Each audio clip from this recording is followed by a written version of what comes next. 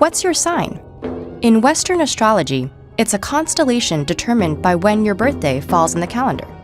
But according to the Chinese zodiac, or 生肖, it's your 属相, meaning the animal assigned to your birth year. And of the many myths explaining these animal signs and their arrangement, the most enduring one is that of the Great Race. As the story goes, Yu Di, or Jade Emperor, ruler of the heavens, wanted to devise a way to measure time. So he organized a race. The first 12 animals to make it across the river would earn a spot on the zodiac calendar in the order they arrived. The rat rose with the sun to get an early start, but on the way to the river, he met the horse, the tiger, and the ox. Because the rat was small and couldn't swim very well, he asked the bigger animals for help. While the tiger and horse refused, the kind-hearted ox agreed to carry the rat across. Yet, just as they were about to reach the other side, the rat jumped off the ox's head and secured first place. The ox came in second, with the powerful tiger right behind him. The rabbit, too small to battle the current, nimbly hopped across stones and logs to come in fourth. Next came the dragon, who could have flown directly across, but stopped to help some creatures she had encountered on the way. After her came the horse, galloping across the river.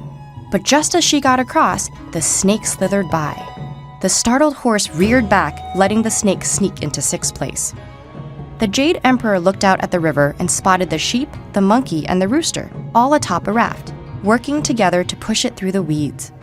When they made it across, the trio agreed to give 8th place to the sheep, who had been the most comforting and harmonious of them, followed by the monkey and the rooster.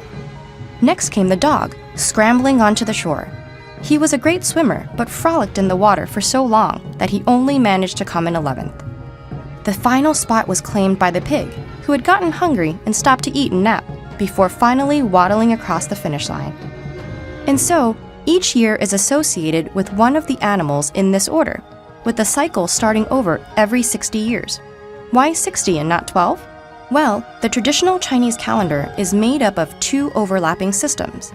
The animals of the zodiac are associated with what's called the 12 earthly branches, or 12地支. Another system, the 10 heavenly stems, or 10天干, is linked with the 5 classical elements of metal, 金, wood, 木, water, 水, fire, 火, and earth, 土. Each element is assigned yin or yang, creating a 10-year cycle.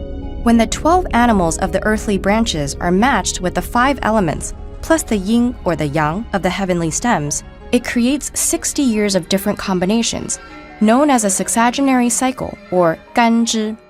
So someone born in 1980 would have the sign of yang metal monkey, while someone born in 2007 would be yin fire pig. In fact, you can also have an inner animal based on your birth month, a true animal based on your birth date, and a secret animal based on your birth hour. It was the Great Race that supposedly determined which animals were enshrined in the Chinese zodiac. But as the system spread through Asia, other cultures made changes to reflect their communities. So if you consult the Vietnamese zodiac, you may discover that you're a cat, not a rabbit. And if you're in Thailand, a mythical snake called a naga replaces the dragon. So whether or not you place stock in what the zodiac says about you as an individual, it certainly reveals much about the culture it comes from.